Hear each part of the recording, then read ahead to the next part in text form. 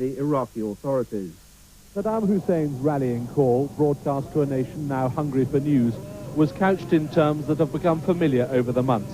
This was, he said, a battle against the infidel. But none of the diplomatic surprises he's tried in the past, it's too late for that now. And on the streets of Baghdad, a mood of resignation. After more than a month of American attack from the air, Iraqis have come to recognize the power of the forces their troops confront. And there was no longer talk of a glorious victory. We depend on our God, and we'll try as much as we can. And I think God will not let us down. We like the peace. No need for war. We are Iman. We like our president Saddam Hussein. We trust with him, and we like the peace. That's all. A brief moment of activity in the air this morning, a vapor trail in the sky above us.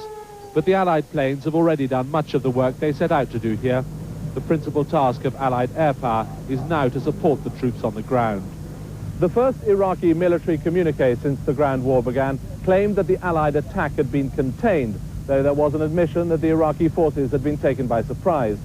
But the overriding concern behind any broadcast we hear from the Iraqis in the hours and days to come is likely to be the need to bolster morale. Edward Sturton, ITN, Baghdad. Arabia on duty away from the front line.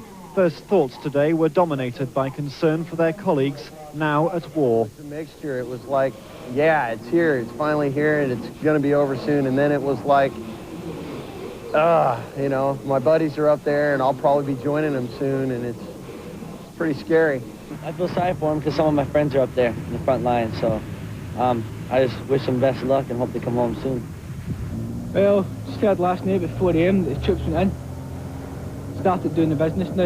As I say, it's about time we started getting in, so the quicker they get it done, the quicker we can all go home. With information from the front line now highly restricted, there are tense days ahead for those with loved ones involved. For the Kuwaitis too, many of them in exile here in Saudi Arabia, there could be a long wait before there's any firm news on the progress of the liberation of their country. Most Kuwaitis have long since been convinced that the use of ground forces would be necessary to oust Iraqi troops.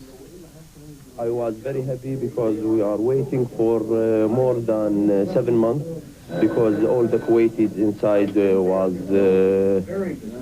suffer for more than 7 months, and we was waiting for this day. And I'm very happy that tomorrow that's the National Day of Kuwait, and I hope to be together liberate Kuwait in same day. We're extremely pleased that the final stages of liberating our country has started. At the same time, we are extremely concerned about the safety of our people, the Kuwaiti civilians inside Kuwait City and its suburbs. They gathered and passed on what little information was available.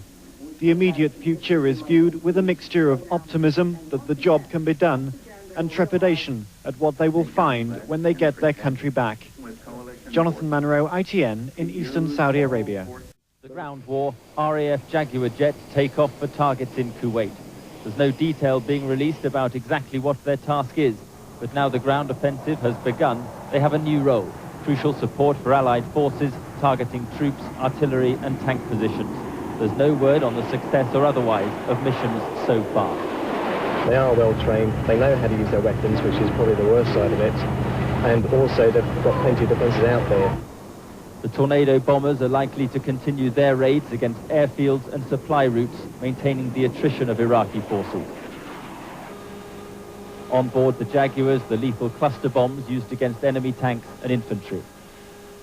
When it goes off, it punches a hole through whatever it hits, armour, a building, person. Doesn't sound very nice.